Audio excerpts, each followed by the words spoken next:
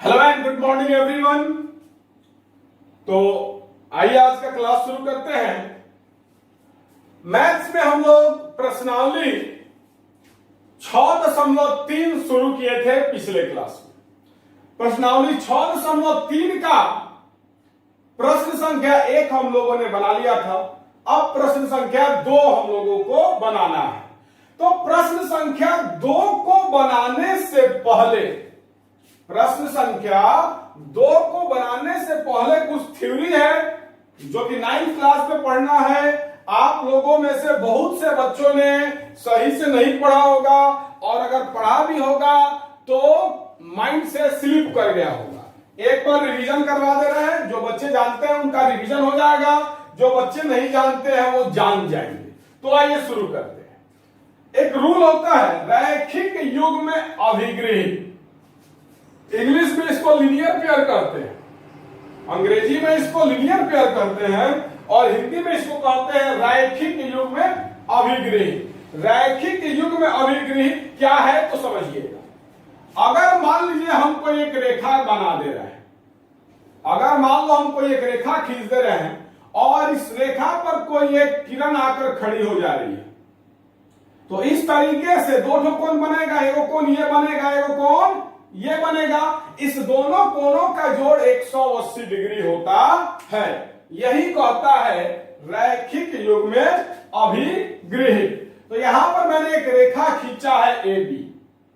यहां पर हमने क्या किया, एक रेखा खींचा है AB और ये किरण है OC। ये एक किरण है OC। आइए इसको फिर से बना दे रहे हैं। चलिए मान लो हम लोगों ने एक रेखा खींच दिया, इस रेखा का नाम रख दिया AB। अब इस रेखा पर कोई एक किरण आया और आकर खड़ा हो गया। मान लो ये किरण है OC, मान लो एक किरण है OC जो इस रेखा AB पर आकर खड़ा हो गया। अब देखिएगा जब किरण OC जो है वो रेखा AB पर आकर खड़ा हुआ तो दो ठो कोण बना। एगो ये बना कोण और एगो कोण ये बना। अगर इस कोण का नाम हम 1 रख दें, अगर इस कोण का नाम हम 2 रख दें तो क्या होगा समझिएगा।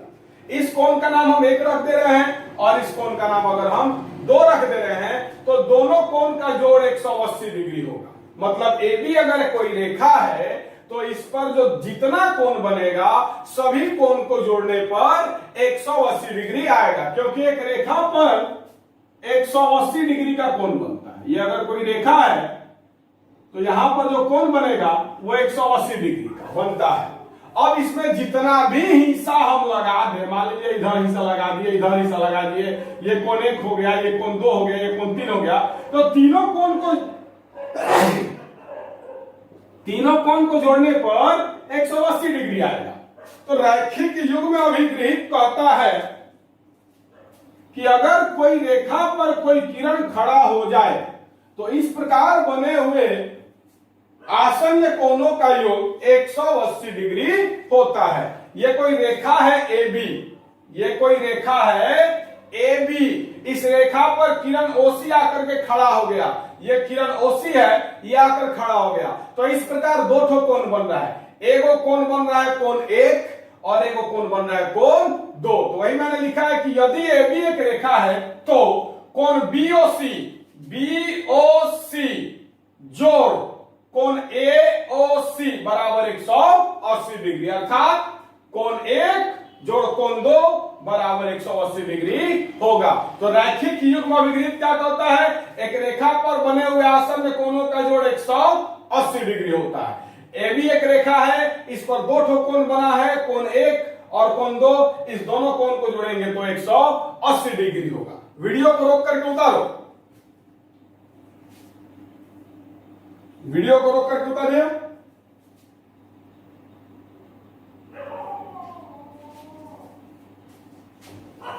चलिए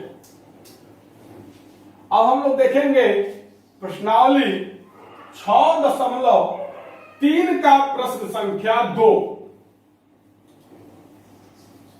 मेरा ज्यामिति पढ़ाने का तरीका कुछ अलग है, इसलिए घबराए नहीं, काफी बेहतरीन देंगे। चलिए प्रश्नावली 6.3 एक्सरसाइज 6.3 का 2 नंबर बोल रहा है आकृति 6.35 में त्रिभुज ओडीसी समरूप त्रिभुज ओबीए है। कोण बीओसी बराबर 125 डिग्री है, कोण सीडीओ बराबर 70 डिग्री है, तो कोण डीओसी कोण डीसीओ और कोण एओबी ज्ञात कीजिए। बउआ फोटो कुछ इस प्रकार दिया हुआ है, कुछ इस प्रकार फोटो दिया हुआ है, ध्यान से समझिएगा। आप सिर्फ दिमाग का ढक्कन खोलिए, बाकी समझाने की जिम्मेदारी हमारी है।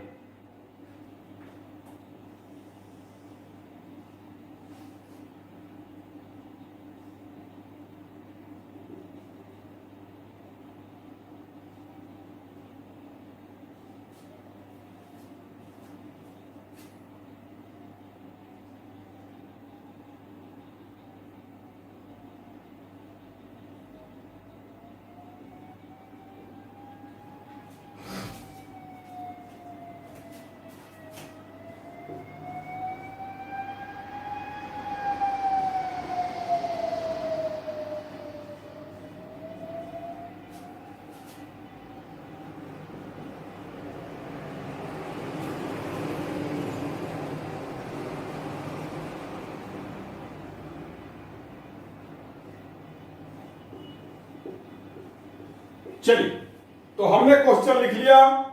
अब आपको क्वेश्चन समझाने की बारी है। 1 मिनट।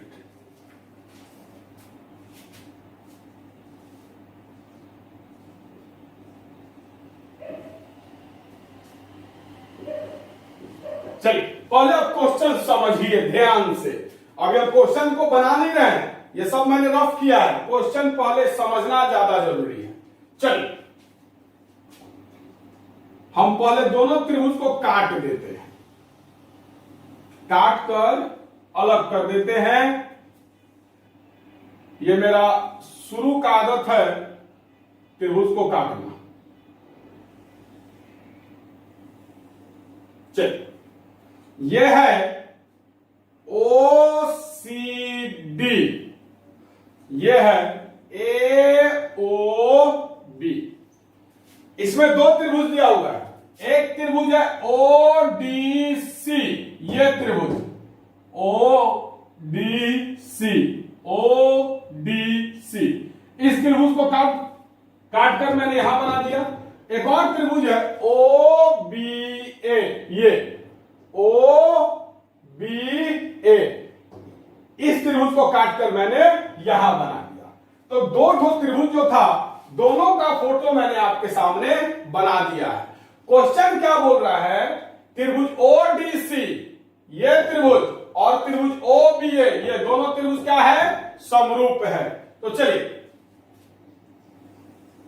याद आया कुछ? आपको बार बार समझाते हैं।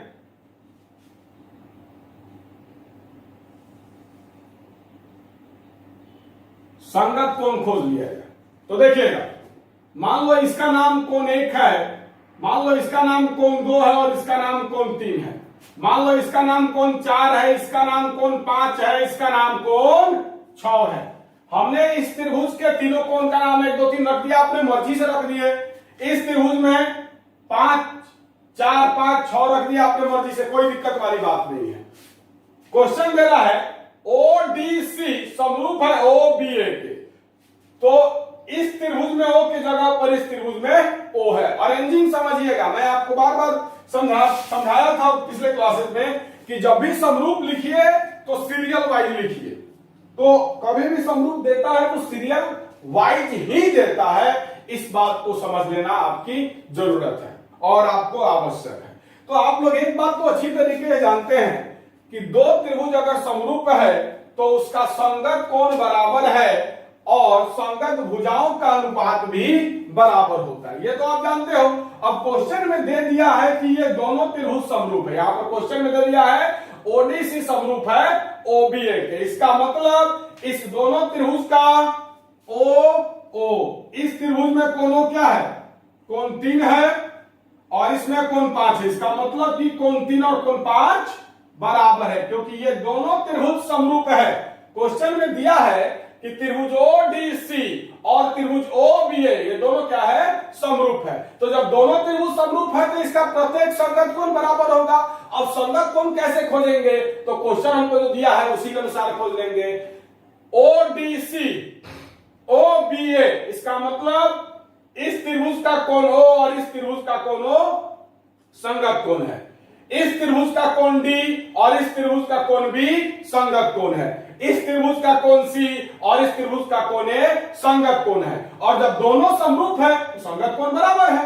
तो इस त्रिभुज का कोण ए कोण 3 है, इस त्रिभुज का कोण इस त्रिभुज का कोण ओ जो है वो कोण 3 है और इस त्रिभुज का कोण ओ जो है वो कोण 5 है। तो कोण 3 और कोण 5 बराबर होगा।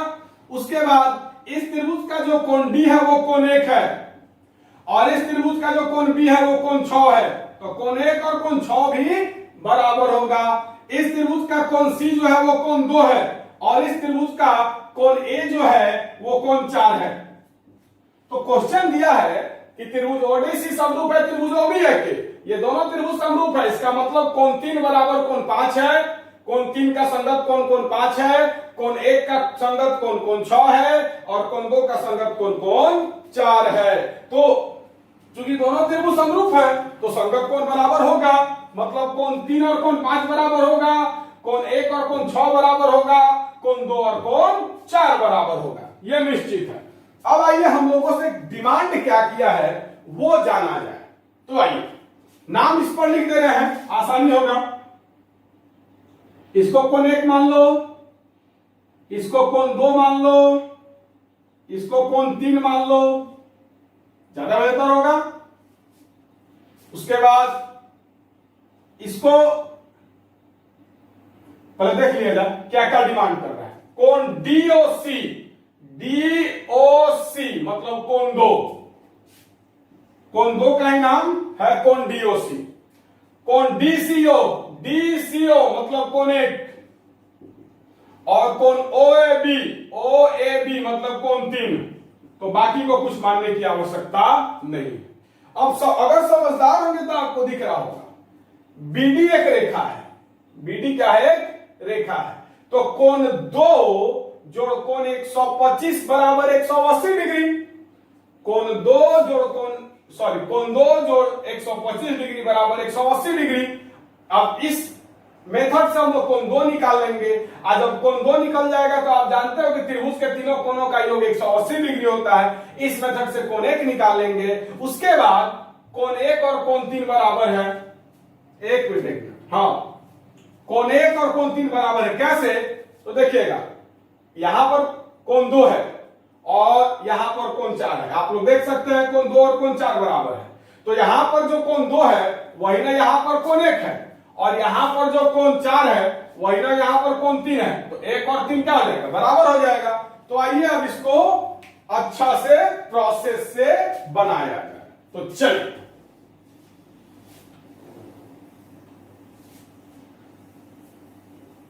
अब इसको अच्छा से हम लोग बनाते हैं। ध्यान से समझिएगा, जो समझदार बच्चे होंगे वो समझ लिए होंगे और बना भी लिए होंगे, लेकिन मैं अभी बनाऊंगा इस क्वेश्चन को। देखिएगा, 1-2 नंबर लिखिएगा। यहां एक चीज लिखने से पहले मैं एक चीज आपको बता दूंगा। यह है बिंदु B, यह है बिंदु D, यह है बिंदु O और यह है बिंदु C। यह 125 डिग्री है और यह है कोण 2। मैंने किस पार्ट को काटा है समझ में आ रही है? मैंने काटा है इसको, ये जो BD है, ये जो BD है इसको मैंने काट करके यहां पर बना दिया। उसके बाद ये जो OC है, ये जो OC दिख रहा है इसको मैंने यहां बना दिया। आप देख सकते हैं कि इधर 2 है, इधर 125 डिग्री है, इधर कोण 2 है, इधर 125 डिग्री है। तो इस पार्ट को मैंने काट करके यहां पर बनाया। तो लिखिएगा यहां, चूंकि कोण 2 जोड़ 125 डिग्री बराबर 180। रैखिक युग्म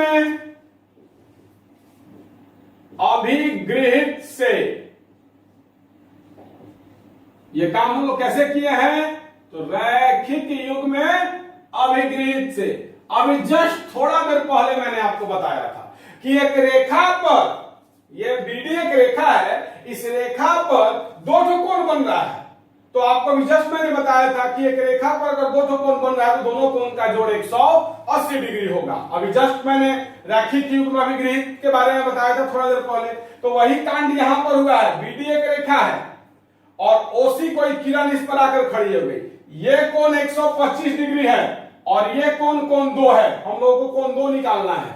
तो आप लोग देख सकते हैं कि दोनों को जोड़ेंगे तो 180 डिग्री आएगा रैखिक युग्म अभिगृहित से।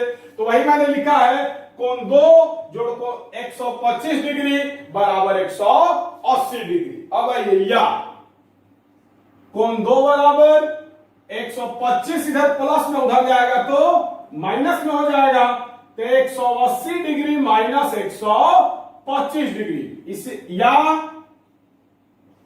कोण 2 बराबर 180 में से 125 को घटाइएगा तो बचेगा 55। इसीलिए तो हम लोगों को कोण 2 कितना आ गया? ये कोण कितना आ गया? 55 डिग्री। कोण 2 हम लोगों को कितना आ गया? 55 डिग्री।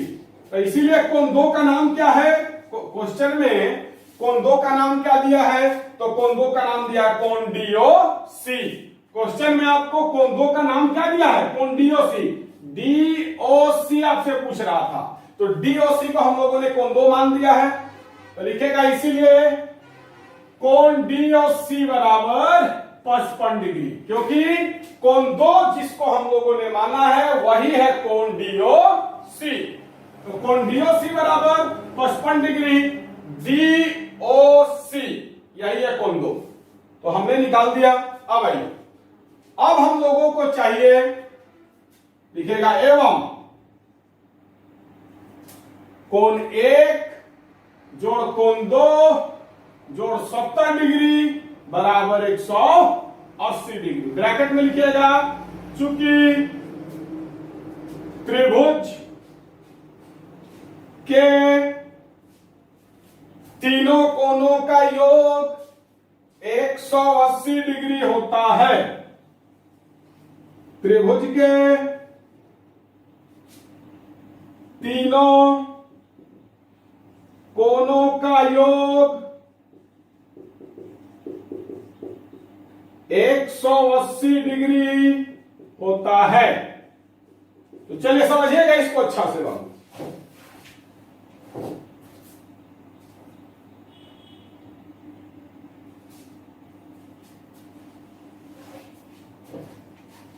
इसको अच्छा है समझिएगा।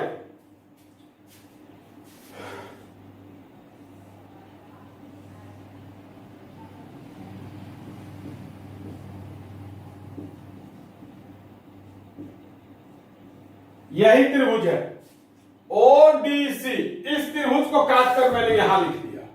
तो आप लोग अच्छी तरीके से जानते हैं कि त्रिभुज के तीनों कोणों का योग 180 डिग्री होता है। तो त्रिभुज ओडीसी में कोण 1 जोड़ कोण 2 जोड़ 70 डिग्री बराबर 180 डिग्री। इसके तीनों कोणों को जोड़ेंगे तो 180 डिग्री आएगा, क्योंकि त्रिभुज के तीनों कोणों का योग 180 डिग्री होता है। तो बस इसी नियम का यूज कर दिए। तो कोण 1 जोड़ कोण 2 जोड़ 70 डिग्री बराबर 180 डिग्री। इसी त्रिभुज में, त्रिभुज ओडीसी में तीनों कोणों का योग 180 डिग्री है। या कोण 1 जोड़ कोण 2 बराबर 55 डिग्री आया है। कोण 2 बराबर कितना डिग्री आया है? 55 डिग्री। तो कोण 2 की जगह पर लिख दो 55 डिग्री जोड़ 70 डिग्री बराबर 180 डिग्री। या कोण 1 जोड़ 55 जोड़ 70 125 डिग्री बराबर 180 डिग्री। या कोण 1 बराबर 180 डिग्री माइनस 125 डिग्री। या कोण 1 बराबर 55 डिग्री। इसीलिए कोण 1 का नाम क्या है? क्वेश्चन में जिसको हम लोग कोनेट माने हैं, क्वेश्चन में उसका नाम क्या बोल रहा है, तो डीसीओ, डीसीओ, इस यही है कोनेट, इसको क्वेश्चन क्या बोल रहा है, कोण डीसीओ। तो कोनेट की जगह पर हम लोग लिख सकते हैं कोण डीसीओ बराबर 55 डिग्री। अब हम लोगों को निकालना है कोण 3, मतलब ओ ए बी। तो चलिए लिखिएगा, अब चूंकि त्रिभुज ओडीसी समरूप है त्रिभुज ओबीए के, दिया है, ध्यान से देखिएगा क्या दिया है। तो चूंकि त्रिभुज ओडीसी समरूप है त्रिभुज ओबीए के, यह चीज दिया हुआ है क्या, तो ओडीसी ये त्रिभुज और ओबीए ये दोनों त्रिभुज, ये त्रिभुज और ये त्रिभुज दोनों समरूप है। थोड़ा देर पहले मैंने आपको बताया था। तो दो त्रिभुज अगर समरूप है तो उनका संगत कोण बराबर होता है, उनका संगत कोण बराबर होता है। तो हम लोग लिख सकते हैं इसीलिए इसका कोण सी और इसका कोण ए, अरेंजिंग देखिएगा, बराबर होगा, कोण इसका कोण सी और इसका कोण ए बराबर होगा। थोड़ी देर पहले मैंने बताया था। तो त्रिभुज ओडीसी का कोण सी क्या है, कोनेट है, और त्रिभुज ओबीए का कोण ए कौन है, त्रिभुज ओबीए का कोण ए कौन है, कोण 3 है। तो चूंकि त्रिभुज ओडीसी और त्रिभुज ओबीए ये दोनों समरूप है, इसीलिए कोण 1 बराबर कोण 3 हो जाएगा। इसके बारे में हम थोड़ा देर पहले चर्चा भी किए हुए थे। अब आइए इसके बाद लिखिएगा, या कोण 1 का मान कितना आया है, कोण 1 का मान 55 डिग्री आया है। तो कोण 1 का मान रख दो 55 डिग्री, तो 55 डिग्री बराबर कोण 3, या कोण 3 बराबर 55 डिग्री। इसीलिए कोण 3 का नाम क्या था, कोण 3 जो है इसका नाम क्वेश्चन दे रहा है कोण ओ ए बी, तो इसीलिए कोण ओ ए बी बराबर 55 डिग्री। तो लास्ट में लिखिएगा अतः कोण डीओसी बराबर 55 डिग्री, कॉमा कोण डीसीओ बराबर 55 डिग्री, तथा कोण ओएबी बराबर 55 डिग्री। आंसर, यही 3 को कोण का मान आपसे प्रश्न ने पूछा है। तो उम्मीद करते हैं कि आपको काफी अच्छा से समझ में आया होगा। वीडियो को रोकिए और उतारिए तुरंत।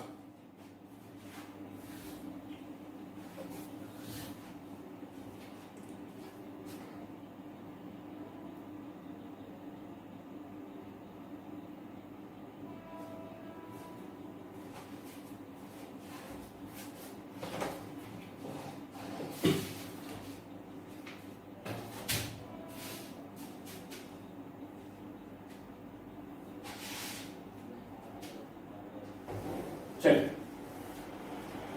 अब आते हैं प्रश्न संख्या 3 पर।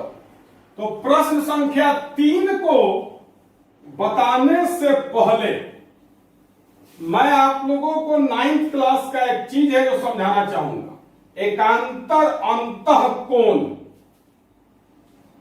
एकांतर अंतः कोण क्या होता है। बाबू थोड़ा सा 9th को बैकअप लेकर के चलना मेरी मजबूरी है, क्योंकि आप लोग हमारे सामने नहीं हो, तो थोड़ा सा हमको इस बात का ख्याल रखना पड़ रहा है कि बहुत सारे बच्चे 9th नहीं पढ़े हुए हैं। तो 3 नंबर पर जाने से पहले आपको एकांतर अंतः कोण के बारे में बताना आवश्यक है। यह एकांतर अंतः कोण है क्या, इसके बारे में आप लोगों को बताना अति आवश्यक है। तो आइए नियम है, यदि दो समानांतर रेखाओं को कोई तिर्यक रेखा काटती है तो एकांतर अंतःकोणों का युग्म बराबर होता है। समझिएगा मैं कहना क्या चाहता हूं, एग्जाम्पल के माध्यम से समझिएगा।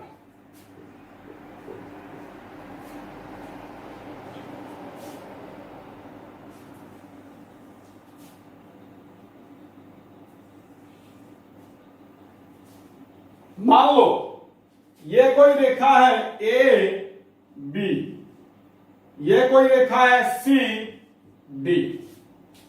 दो रेखा है, एक रेखा है ए बी और एक रेखा है सी डी। ये दोनों रेखा एक दूसरे के समानांतर है, ये दोनों रेखा जो है ये एक दूसरे के समानांतर है। अब कोई रेखा हो जो तिरछा हो और इस दोनों को काट रही हो। अब मान लो ये कोई रेखा है एक्स वाई, ये रेखा एक्स वाई क्या की, तो इस दोनों समानांतर रेखाओं को काट रही है। तो ये रेखा एक्स वाई को तिर्यक रेखा कहेंगे। रेखा ये जो एक्स वाई है इसको क्या कहेंगे, तिर्यक रेखा कहेंगे। क्या कहेंगे, तिर्यक रेखा कहेंगे। तो आइए यहां ए बी समानांतर सी डी है तथा एक्स वाई एक तिर्यक रेखा है, इसीलिए एकांतर अंतःकोण से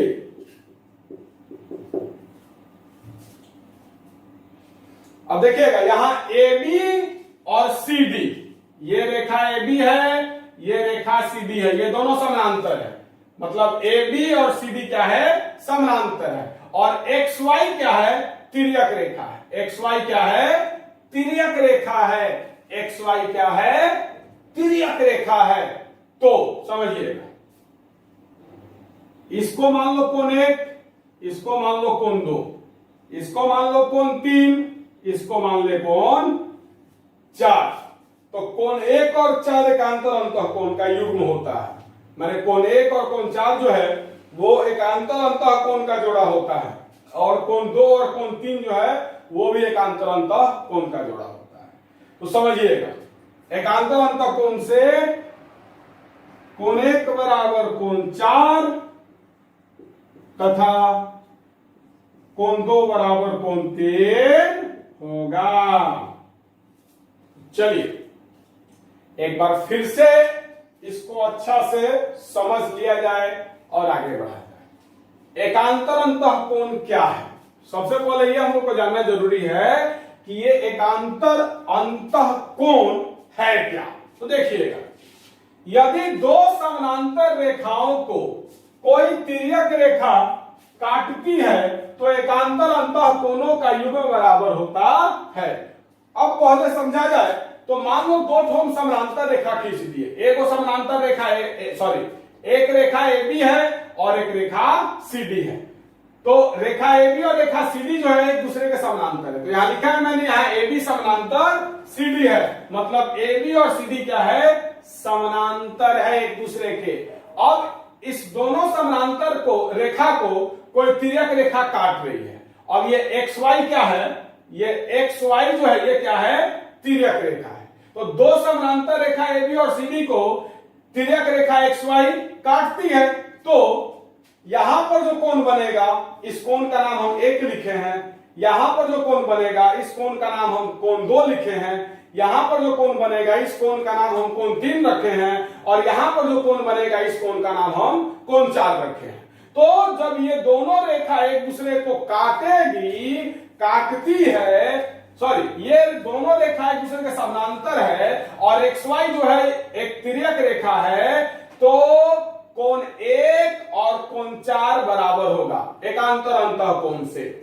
कोण 1 और कोण 4, ये और ये, कोण 1 और कोण 4, कोण 1 और कोण 4 बराबर होगा। कोण 2 और कोण 3 भी बराबर होगा एकांतर अंतः कोण से। कोण 2 और कोण 3 भी बराबर होगा एकांतर अंतः कोण से। तो माइंड में सेट कर लीजिए, यदि ए बी समानांतर सीडी है तथा एक्स वाई एक तिर्यक रेखा है, तो एकांतर अंतः कोण से कोण 1 और कोण 4 बराबर होगा, कोण 2 और कोण 3 बराबर होगा। तो चलिए वीडियो को रोक करके उतारिए।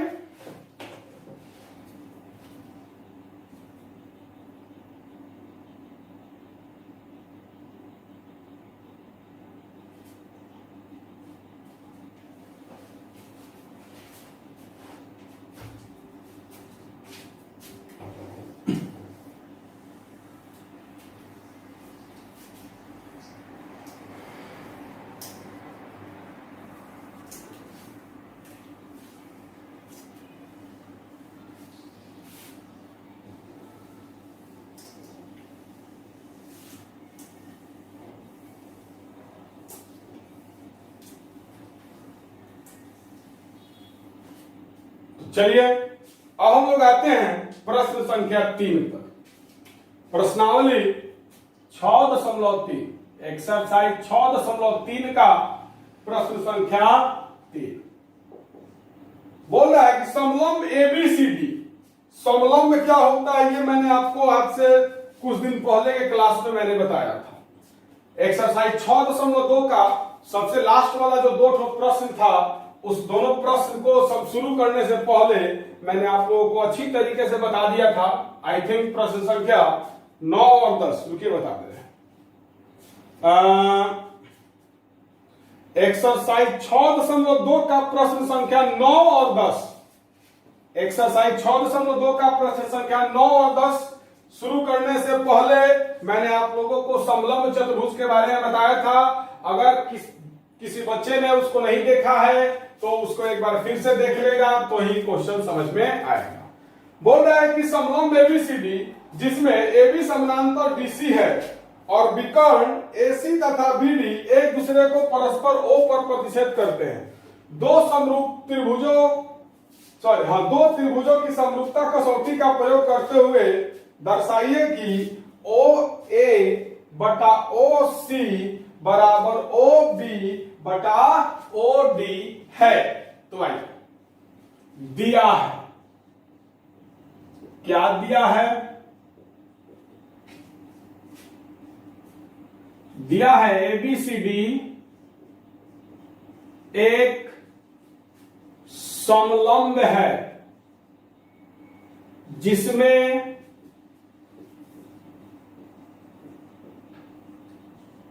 AB समानांतर DC है। सिद्ध क्या करना है? तो आइए, सिद्ध करना है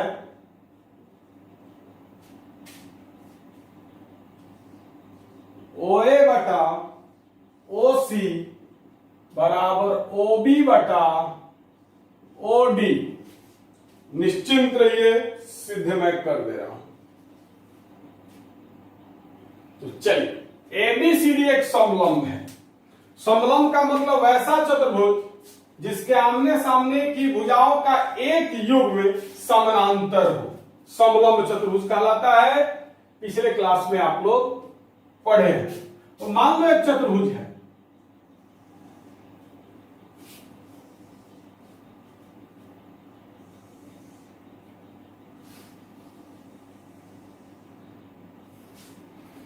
एक चतुर्भुज है ए बी सी और डी। इस चतुर्भुज में 4 भुजा है, A B B C C D और ए डी।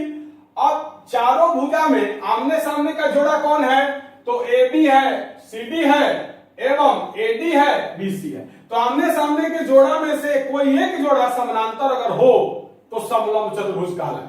तो तो यहां पर क्वेश्चन में दिया है कि ए बी समानांतर सी डी है, मतलब ये ए बी और ये सी डी समानांतर है, और इसलिए ये दोनों इसलिए ये चतुर्भुज जो है वो समलंब चतुर्भुज है। पिछले क्लास में आप लोग को मैंने बताया है।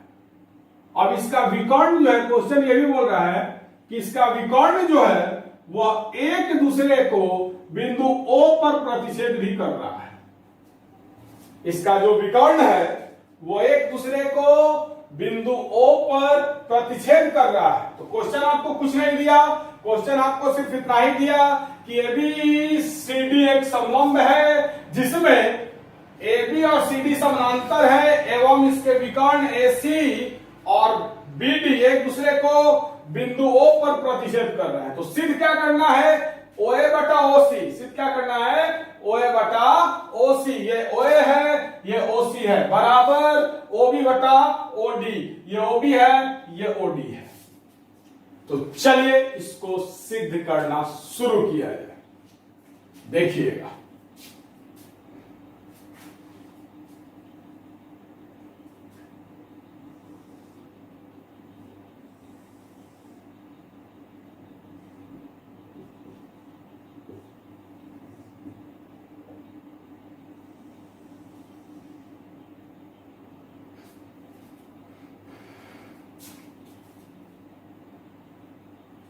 कुछ नाम मान लिया जाए।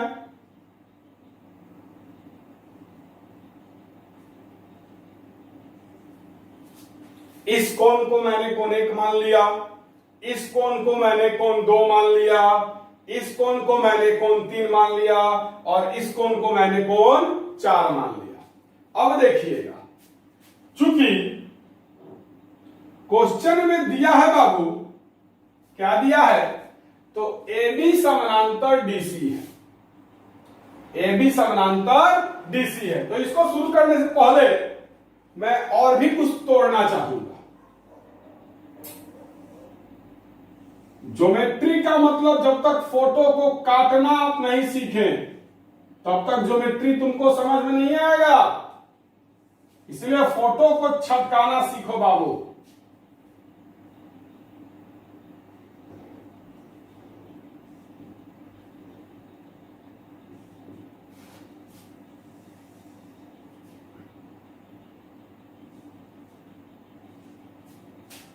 यहां पर मैंने 2 त्रिभुज काटा है। यह त्रिभुज है A B O, A B O, यह त्रिभुज है ए बी ओ। एक त्रिभुज मैंने इसको यहां से काट करके यहां से लिख दिया। उसके बाद हमने एक और त्रिभुज काटा ओ डी सी, यह त्रिभुज। इस समलंब चतुर्भुज में से हम लोगों ने 2 त्रिभुज को काट करके अलग लिख दिया, ओ डी सी। हमने इस त्रिभुज को भी काट करके यहां पर बना दिया है।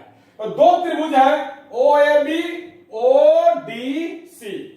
इस कोण का नाम हमने माना है कोण 2, इस कोण का नाम हमने माना है कोण 1, इस कोण का नाम हमने माना है कोण 3, इस कोण का नाम हमने माना है कोण 4। तो लिखिएगा प्रमाण, लिखिएगा यहां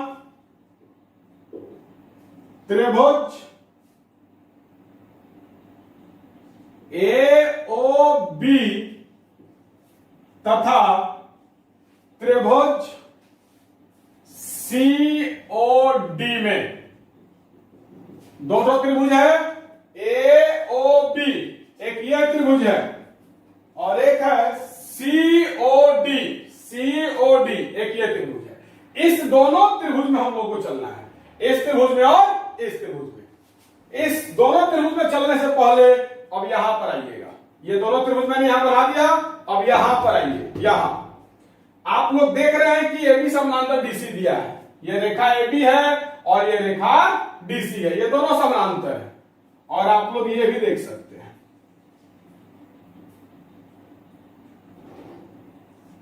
यहां पर जो कोण है ये कोण 1 है, यहां पर जो कोण है ये कोण 3 है। आप लोग देख सकते हैं ये रेखा AB है, ये रेखा CD है। इसको मैंने यहां पर बना दिया, AB और CD ये दोनों समानांतर है। उसके बाद इसको मैंने मिला दिया BD को, ये BD को मैंने मिला दिया। तो यहां पर जो कोण बना है वो उसका नाम है कोण 1, और यहां पर जो कोण बना है उसका नाम है कोण 3।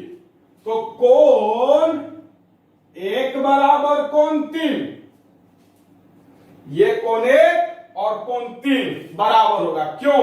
तो मैंने अभी थोड़ा देर पहले एकांतर अंतः कोण बताया था। क्या? तो दो समानांतर रेखा, तो यहां पर AB और CD ये दोनों समानांतर है, और BD क्या है? तिर्यक रेखा है।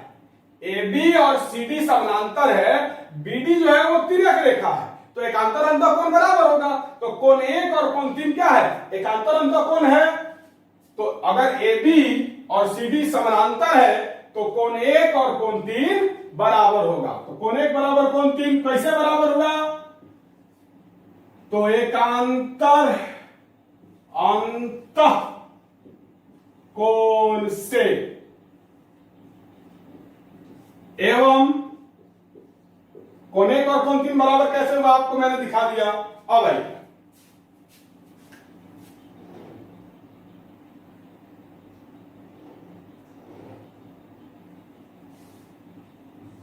अब देखिएगा एक बार फिर, AB और CD, AB और CD समानांतर है।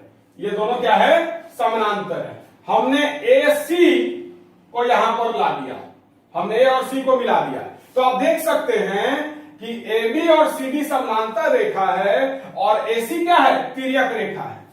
यहां पर जो कोण है इस कोण का नाम है 2। यहां पर जो कोण बना हुआ है आप देख सकते हो, यहां पर जो कोण बना हुआ है AB और CD दोनों समानांतर है और AC तिर्यक रेखा है, तो यहां पर जो कोण बना इसका नाम है कोण 2, और यहां पर जो कोण बना इसका नाम है कोण 4। यहां पर जो कोण बना इसका नाम है कोण 4।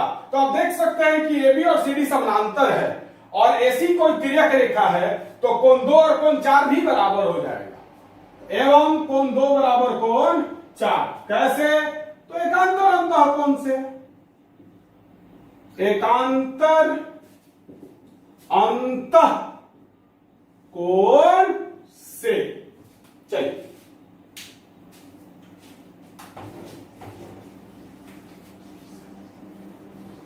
अब आप एक चीज देखिएगा बाबू ध्यान से। अब हमको फोटो काटने के लिए मजबूर मत कीजिएगा, हमने काट करके दिखा दिया है, अब इसी पर हम समझा दे रहे हैं। अब आप देख सकते हैं कि बाबू ये जो कोण AOB है इस त्रिभुज में, सॉरी ये जो त्रिभुज है AOB और ये जो त्रिभुज है COD, इस दोनों त्रिभुज का दो ठो कोण आपस में बराबर हो गया। कोण 1 जो है वो त्रिभुज AOB का कोण है, कोण 3 जो है वो त्रिभुज COD का कोण है। क्लियर? कोण 2 जो है वो त्रिभुज AOB का कोण है और कोण 4 जो है वो त्रिभुज COD का कोण है। तो दोनों त्रिभुज का दो ठो कोण आपस में बराबर हो गया, तो इसीलिए त्रिभुज AOB समरूप हो जाएगा त्रिभुज COD के। कैसे? तो एंगल उपप्रमेय से मैंने आप लोगों को बताया था, एंगल उपप्रमेय। एंगल उपप्रमेय क्या कहता है? तो अगर दो ठो त्रिभुज का दो ठो कोण बराबर है, दो ठो त्रिभुज का अगर दो ठो कोण बराबर है तो दोनों त्रिभुज समरूप होता है।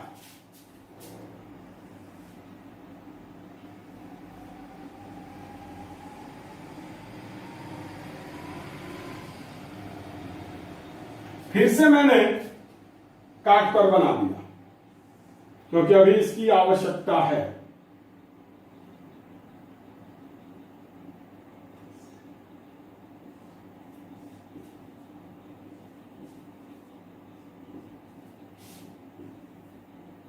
चलिए, तो त्रिभुज AOB त्रिभुज COD इस दोनों त्रिभुज का कोण 1 और कोण 3 बराबर हो गया एकांतर अंतः कोण से। कैसे हुआ दिखाए हैं? कोण 2 और कोण 4 भी बराबर हो गया एकांतर अंतः कोण से। इसीलिए त्रिभुज AOB समरूप हो जाएगा त्रिभुज COD के। क्लियर? अब आइए, ये सब सिस्टमैटिक लिखा हुआ है। A का संगत कोण C है, A का संगत कोण C है, कोण 2 और कोण 4 बराबर है तो A का संगत कोण C है, और B का संगत कोण D है, B कोण 1 है, डी कोण 3 है, तो इसीलिए ए की जगह पर यहाँ सी लिखा हुआ है, बी की जगह पर यहाँ डी लिखा हुआ है, अब बीच में दोनों में ओ है। चलिए, तो ये दोनों त्रिभुज समरूप हो गया। अब आप लोग जानते हैं कि दो ठो त्रिभुज जब समरूप होगा तो संगत भुजाओं का अनुपात बराबर होगा। माइंड में सेट कर ले अपने कि दो ठो त्रिभुज अगर समरूप होगा तो संगत कोण बराबर होगा और संगत भुजाओं का अनुपात बराबर होगा। तो लिखेगा इसीलिए कोण 1 और कोण 3 बराबर है, तो 1 के सामने क्या है, कोण 1 के सामने है OA और कोण 3 के सामने क्या है, OC। कोण 3 के सामने क्या है, OC। उसके बाद कोण 2 और कोण 4 बराबर है, तो संगत भुजा OA और OC संगत भुजा होगा, क्या है कि कोण 1 के सामने OA है और कोण 3 के सामने OC है और कोण 1 और कोण 3 बराबर है, तो OA और OC क्या होगा, संगत भुजा होगा। तो संगत भुजा का अनुपात मतलब OA और OC का अनुपात। उसके बाद कोण 2 और कोण 4 बराबर है, तो कोण 2 के सामने OB है और कोण 4 के सामने OD है, तो OB और OD भी संगत भुजा है। अब चूंकि अब दोनों त्रिभुज समरूप हम लोग यहां पर सिद्ध कर चुके हैं कि दोनों त्रिभुज समरूप है, तो संगत भुजाओं का अनुपात भी क्या हो जाएगा, बराबर हो जाएगा। तो लिखेगा लास्ट में अतः OA बटा OC बराबर OB बटा OD। यही हम लोगों को सिद्ध करना था। आइए एक बार फिर से इस प्रश्न को समझ लिया जाए। बोल रहा था कि ABCD एक समलंब है जिसके विकर्ण एक दूसरे को बिंदुओं पर प्रतिच्छेद कर रहे हैं, तो सिद्ध कीजिए OA बटा OC बराबर OB बटा OD। तो हम लोगों ने क्या किया, इस त्रिभुज में हम लोगों ने चला, त्रिभुज AOB इस त्रिभुज में एवं त्रिभुज COD इस त्रिभुज में, इस दोनों त्रिभुज में कोण 1 और कोण 3 बराबर है, हो गया एकांतर अंतः कोण से। कोण 2 और कोण 4 भी बराबर हो गया एकांतर अंतः कोण से। मैंने समझाया है अच्छी तरीके से। अब इस दोनों त्रिभुज का जब दो ठो कोण बराबर हो गया, त्रिभुज AOB और त्रिभुज COD का जब दो ठो कोण बराबर हो गया, तो दोनों समरूप हो गया एंगल एंगल ऊपर में से, क्योंकि एंगल एंगल ऊपर में कहता है कि अगर दो ठो त्रिभुज का दो कोण भी बराबर हो तो दोनों त्रिभुज समरूप होता है। क्लियर। अब जब ये दोनों त्रिभुज समरूप हो गया तो दो समरूप त्रिभुज का संगत कोण बराबर होता है और संगत भुजाओं का अनुपात भी बराबर होता है, ये आपको पता है। तो आप लोग देख सकते हैं इस दोनों त्रिभुज में कोण 1 और कोण 3 बराबर है, तो कोण 1 के सामने वाला भुजा OA है और कोण 3 के सामने वाला भुजा OC है, तो OA और OC का अनुपात। उसके बाद कोण 2 के सामने वाला भुजा OB है और कोण 4 के सामने वाला भुजा OD है, तो OA और OC का अनुपात एवं OB और OD का अनुपात बराबर होगा। तो इसीलिए अतः OA बटा OC बराबर OB बटा OD प्रूव। तो चलिए बाबू वीडियो को रोक करके उतारिए।